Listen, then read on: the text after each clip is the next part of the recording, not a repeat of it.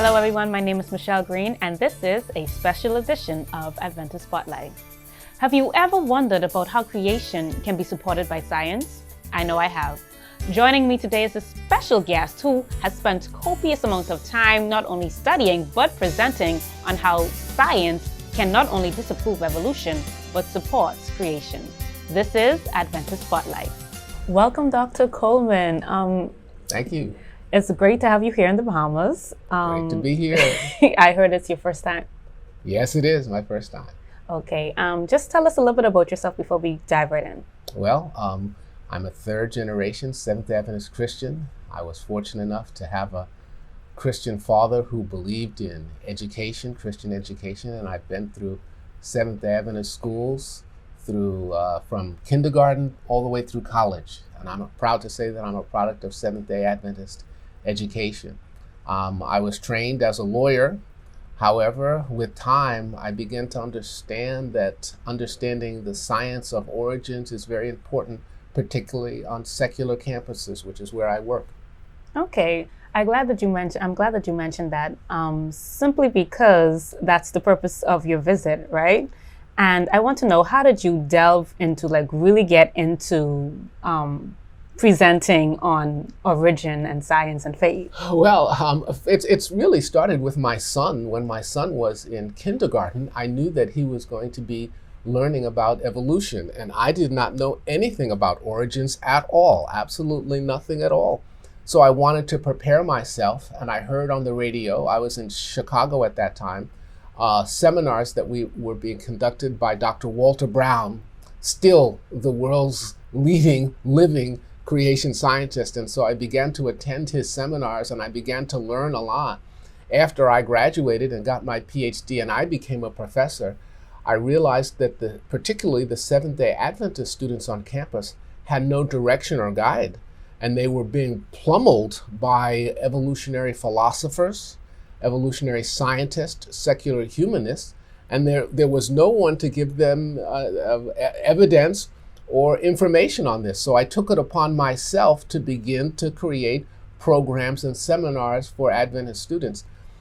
It grew from that. It was originally intended just for Seventh-day Adventist students on a secular campus, but there was interest university-wide, so it just kept getting bigger and bigger and bigger. I realized that I was really in a great deal of trouble because at first it was just for my classes, but then we started to present university-wide, and the programs got larger and larger and more involved until we had an all-day seminar program with the largest scale model of Noah's Ark in the world. It also cost a lot of money, but it has been worth it because we've seen students go to seminary and they've given up their beliefs in evolution.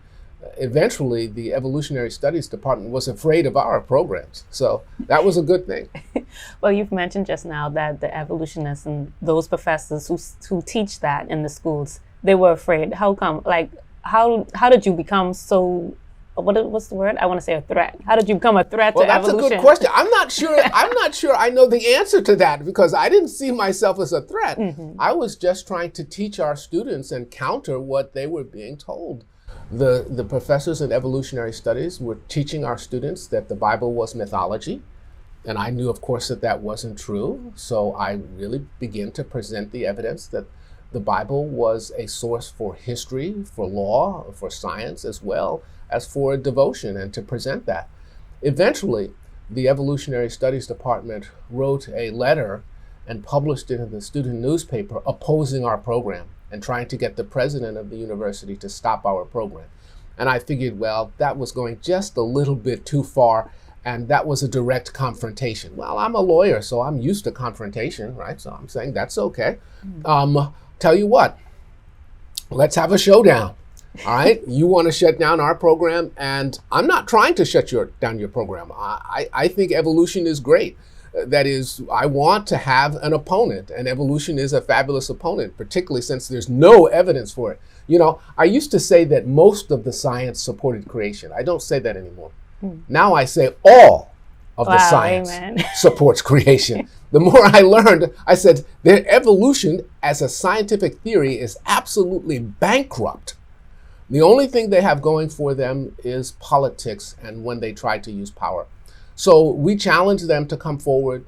We said we'd give them $20,000 if they would come forward in public, sign a document, have one of the professors. The only requirement was that to sign the document, you had to have a PhD in a natural or physical science, because if we didn't do that, people would consider it a sham. You know, it had to be something serious. And essentially, I was asking them to put their reputation on the line, since they had the science, right? And I did not. There really shouldn't be a problem with that. I mean, it would be like taking candy from a baby. Certainly you would prevail, right? Since you have the science and we do not, you could easily win and pocket $20,000 in the process. So it seemed like an easy thing to do. So we put that out there and said, just come forward, sign the document, engage in a written debate in public. You get the $20,000, and it would certainly shut down our program. Because can you imagine, in front of an entire university campus, we're embarrassed and they show that we have no evidence for our claims? Oh my goodness, no, I would stop. Mm-hmm. I would stop immediately. But that didn't happen. I mean, it really didn't happen. I was really disappointed because, you know, I'd been trying for a long time to give this money away, and to have someone come forward, a serious opponent. Many people do not know there has never, ever been a written debate between an evolutionary scientist and a creation scientist. It has not happened. We've had verbal debates, but a written debate that you can publish, that's something serious, where you're putting your reputation on the line. That has never happened. Okay. Well, speaking about debates, I recall reading a study about how scientists were able to recreate amino acids that they say make up a cell, you know, basis of life. And some people argue that that's cause for evolution. You know, the Miller experiments back in the many decades ago, in the early 1960s, those experiments are still published in evolutionary textbooks as if they were a success. They were an absolute abysmal failure. It would be as if, and I know I'm here in the Bahamas, and we're having a great time on the beach. I don't know a lot about the Bahamas, so excuse me if I use an example from the United States. It would be as if you found one stone and you said, I found this stone, therefore I can build the Empire State Building. That is, amino acids make up protein strings, okay? Protein strings eventually can be used to make up DNA, which begins to make up a cell. So they're taking the smallest element, all right, an amino acid, and saying, if we put in certain chemicals, and jumble it around, we can create a few amino acids. That means that a cell can be constructed with just chemicals. And of course, it does not mean that. The Miller experiment did produce a few amino acids, but many people that don't know that for a cell, amino acids are left-handed. And in their experiment, they produced both right-handed and left-handed amino acids. So it could not produce a cell. They also produced cyanide, in there, which would kill cells. Mm-hmm. All right. So the experiment essentially had to be shut down after just a few days, or else it would destroy everything that was there. So the Miller experiments did not prove that you can create a cell, a living cell, by natural processes. It proved exactly the opposite of that. Wow. So you spoke about how, you know, evolutionists, they say that creation is a myth. Some people say it's a story. Yes. What are some of the things that you found that have proven that creation in and of itself is a fact? Well, there are many instances, literally too numerous to mention, but because evolution and creation are opposing theories, to prove one is to disprove the other. If you have evidence against evolution, that same evidence is in favor of creation. So you can go either way. You can disprove evolution, which proves creation, or you can prove creation, which disproves evolution. Okay. Some of the most popular things are talking about the age of the Earth, because if you have a young Earth, there's simply not enough time for evolution to happen. Even evolutionists themselves admit that it would take millions of years of lightning strikes on the mythical primordial soup, which never existed, to create an amino acid. Okay, so I like to tell people, well, let's imagine that we did have a primordial soup, right? One of the most important evidence is that the earth was never molten. It didn't come from volcanoes. It's granite, the granite crust itself. Because granite, when it is melted, it turns into what we call rhyolite. It has layers on it. It never turns back into granite, which is kind of a mixture of quartz and other minerals totally mixed up. All right, so that itself is evidence that the earth was never molten. All right, so that's big proof right there. The story of Noah's Ark and whether it was feasible or not is another approach to proving that creation is true. And I like that. That's why I built the world's largest accurate model of Noah's Ark in the world, to show that all the dinosaurs, even if they were full size, could easily fit in the ark with room to spare. The ark was mostly empty, which must have made it a very rough ride, because it would have been very buoyant, and I don't think it was fun. I don't think it was fun at all. We can also go into astrophysics and look at the sky. Evolutionists claim that the entire universe started with the Big Bang 13.7 billion years, give or take a few billion, okay? So don't hold me to that, okay? It could be 16 billion, could be 13 billion, could be 14 billion, we're not exactly sure, okay? Give or take a few billion. Well, that idea came from three phenomena that were discovered: the cosmic microwave radiation, background radiation, helium in the universe, and red shifts, okay? However, that does not prove that there was a Big Bang. I like to tell people, imagine this. So we found out that the universe was very big, okay? But imagine the distance, and excuse me, because if I use American examples, even though I'm in the Bahamas, the distance from New York to California. If it was 1849 during the gold rush and you're in New York and you want to get to California, no one would tell you that it was 2,500 miles. They would say, it's 3 months. The miles don't make any, that doesn't mean anything, the mileage. It's how much time, because the time to travel is the only system that you have to get there. It takes 3 months to get from New York to California. Now, if someone asked you that today, how long does it take to get from New York to California? You would say, 4 hours. So what happened? It's the same distance. Distance hasn't changed. That is, New York and California, they didn't move closer together, right? It's the same distance. That is, the mode of travel has changed. So the distance is meaningless. So how big the universe is doesn't tell you how old it is. The real important thing is how long would it take to get from one side to the other, and what is your mode of transportation? So we measure the age by the current speed of light. But who says the current speed of light was always constant? All right. Also, the Bible describes, you know how the Bible describes the creation of the universe? Many people don't read it. It says that God stretched out the heavens. People say, well, doesn't the universe have to be billions of years old since we can see galaxies billions of light years away? And I'm saying, sure, it means that. If that's the fastest mode of travel, right? Yeah, sure. It's like if a covered wagon is all you have, then yeah, fine, that's fine. But what if you don't? What if you have something that's faster than a covered wagon? That is, it seems that God created these things close together, right? And then he stretched it out, right? Wow. So you could see all those stars and then whoosh, he spreads it out. That's how the Bible describes it. And again, there's no law of physics that says the speed of light has to be the same. That is, Einstein's theory is that from whatever direction, unlike with physical travel, where if two cars are heading towards each other, all right, their speed is added to each other.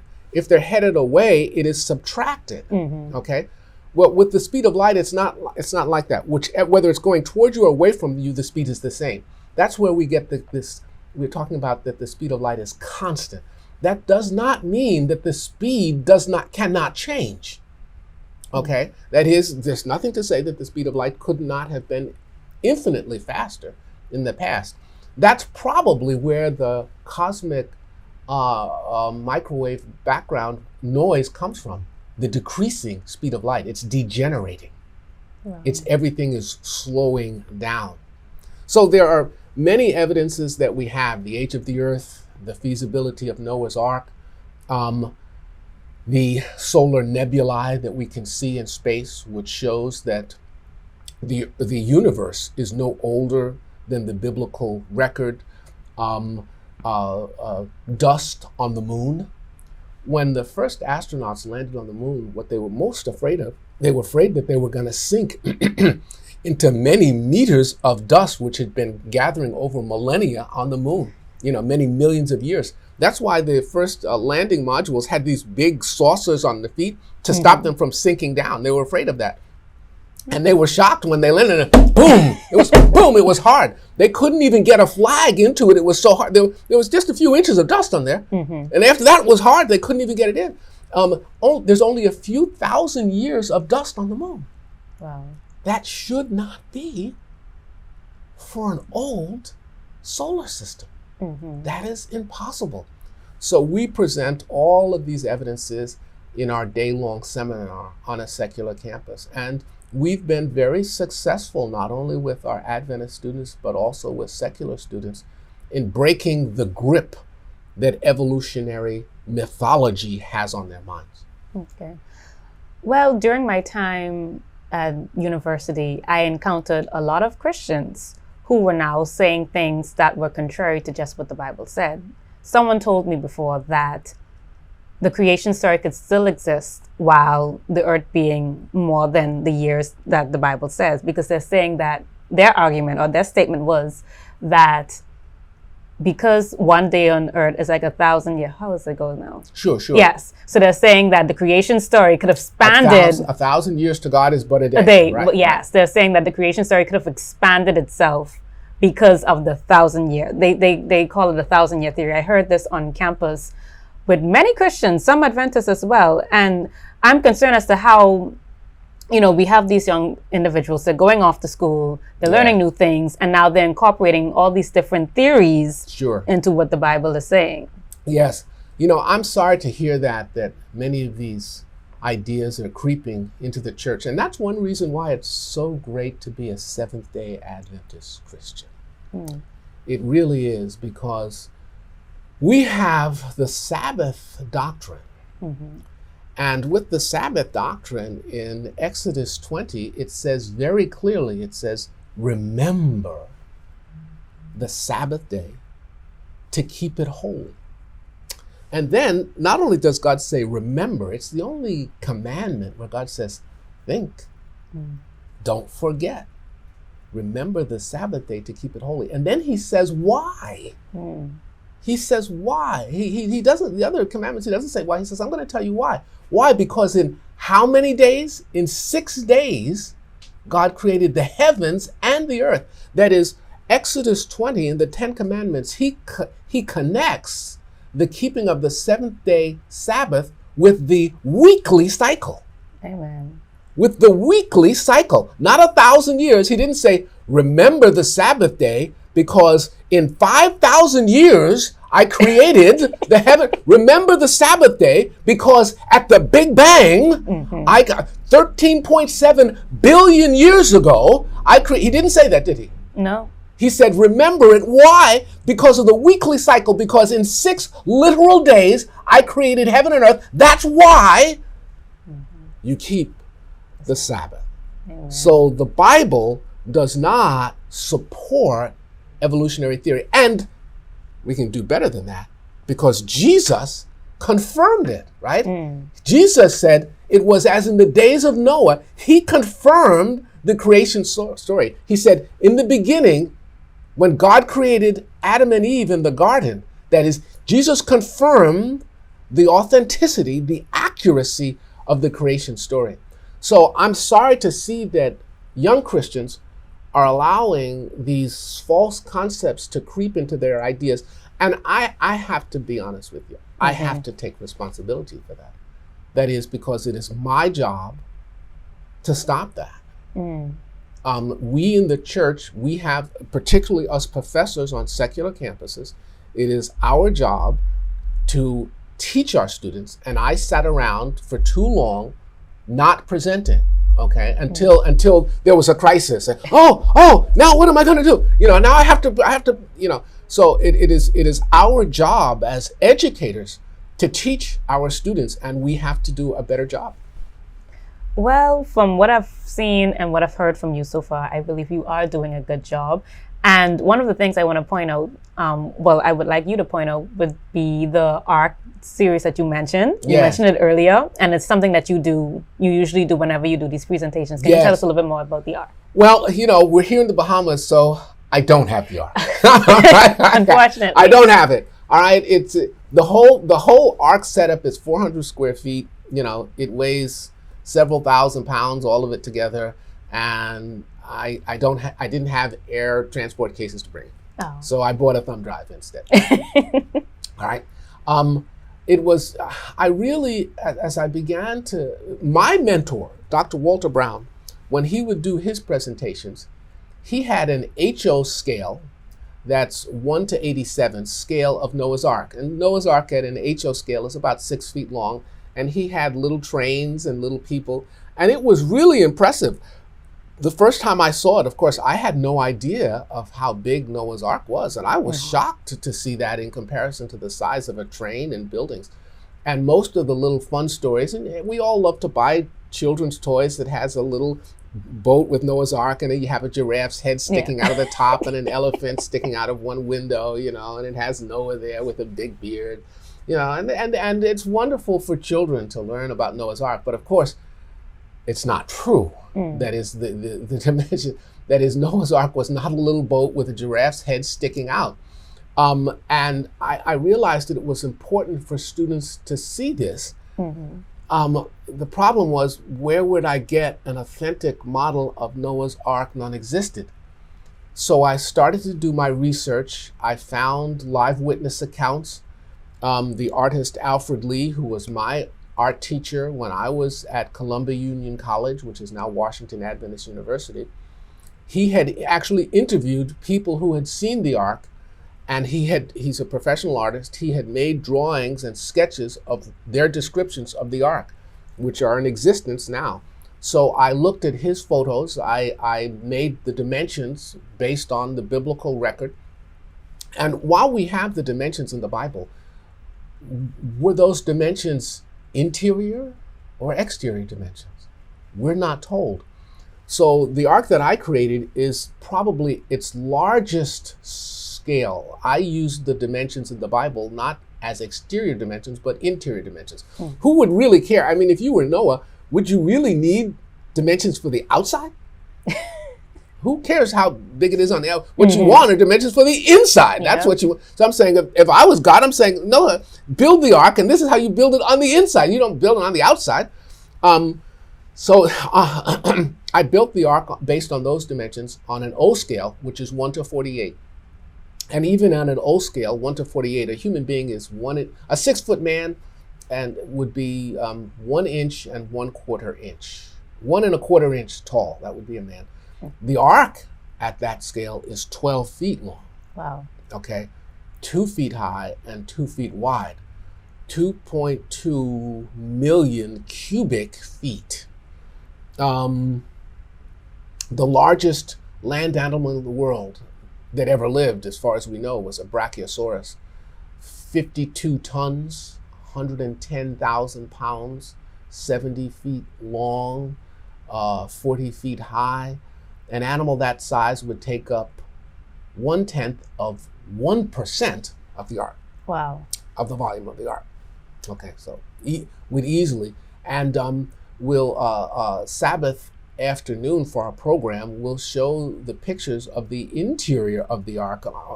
The program we did yesterday on campus, we didn't have enough time to show those pictures.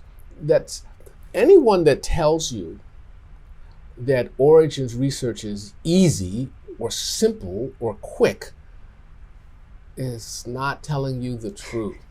That is, it takes time to learn origins. And even with a full 1 day seminar from 8 in the morning to 8 at night, we can't cover it all. Okay, we do as much as we can. But with that time, I have found you take about a good 6 hours of solid lectures. Wow. 6 hours of solid lectures. You've got enough. You can answer enough questions that will hold people and ground them and get rid of the evolutionary mythology which has slowly crept in. So within these 6-hour lectures that you've done before, have you ever had any students or anybody who have heard your presentations or watched your presentations that may have come up to you and say, well, I'm no longer believing in evolution? Yes, we have. I have many students. We take surveys at all of our presentations because we want to know the impact. And if we're doing something that's not good, I want to know. If we're doing something that's good, I don't really care about doing things that are good. I want to know where there are problems so we can fix them. Most of the there's a huge difference between the origins beliefs of black students and white students. Because of the strength of the black church and the black community, most black students come to the university well grounded in their belief and their faith, not their science. But they're really grounded in what they've been taught. They believe that the Bible is true. And the hammerings, the attacks of atheistic, secular humanist professors don't have a great deal of impact on their belief systems, even though they still are not well grounded in the science. White students are very different. Most white students, a minority, only a third of white students accept the fact that the Bible is true. And when they get to the university, that actually decreases. It really has a negative impact because they're not connected to the church. Most white students do not attend church regularly as opposed to black students. So they're, to use the expression, sitting ducks for the secular humanist philosophies of well-trained university professors, and most of them drift away. So, but when we take a survey, I'm mostly interested in those students who come into our programs as hardcore evolutionists. The Bible is good for moral education. There are good stories there, but the Bible is not true. Evolution is true. They're the ones that I'm really after. And after going through our all-day seminar, half of those students no longer accept evolution. Wow. Now, I'm convinced that it's higher than that. Many of them, because you've heard the expression, a man convinced against his will is of the same opinion still, because these cultural ideas are strong. Even in the face of overwhelming evidence, we refuse to change. Okay, but one of the students, I've had many responses, but one of them stuck in my head, and the student said, I came to this seminar thinking that people who believed in creation, they were just scientifically ignorant. And now, after I've seen the evidence, I see that that is not true, and I see why they hold fast to their faith. It seems that I was the one who was scientifically ignorant, and it was something that I knew relatively little about. I was amazed at that. I'm very proud to say that we've had students from our seminars who have not only left evolutionary theory, they've become baptized Seventh-day Adventist Christians, and they're studying for the pastoral ministry at Andrews University. Really proud of that. My best student, Mark Renteria, is in the seminary right now, and in a short period of time, he and his wife will be going into the gospel ministry in the Carolina Conference, the conference that I'm in. So, that's really, a big payback that makes me feel really good, and it shows the importance of our work and that we need to move forward. Amen. So before we wrap up, you have here, it's called powerstation.org. Can you just give us a quick briefing about that? Sure. We, with powerstation.org, which is my organization, we don't just do origins, actually. And we didn't start out doing origins. It's really strange. Actually, I built the Ark not for a secular campus. I built it to get into churches. But now it's kind of the opposite. It's more popular on campus than it is in the church. So that's kind of strange. But we started off doing what we call the steps to salvation. I found that, again, the Adventist students on campus, on a secular campus, they were not sure of salvation. The Value Genesis series that was conducted by the Seventh Adventist Church first in 1992 and then in 2004 were the largest church surveys ever done on the belief systems of students in religious schools. And in both of those surveys, we found, some data that were really disturbing. Our young people were not sure of their salvation. Wow. And that really bothered me. 10 years later, the Pew surveys in 2010, and also again in 2019, they conducted surveys nationally about religious knowledge. Those were the first surveys ever conducted nationally about religious knowledge. And what they found was worse than what we had. Only 15% of Protestant Christians understand how the salvation process works. And so we created the Steps to Salvation series to show how salvation works. Even, I'm sorry to say, even in my own church, most people believe that you're saved by faith in Jesus plus something else, plus your behavior, plus your faith, plus baptism, plus communion, plus something else.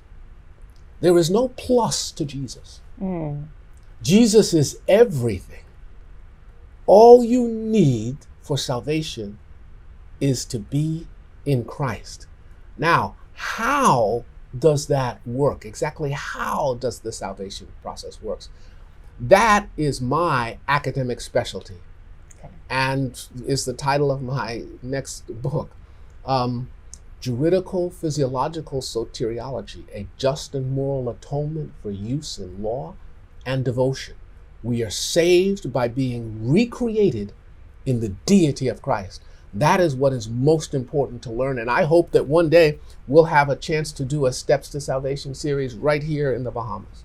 We'll be happy to receive you for it. I can tell you that for sure.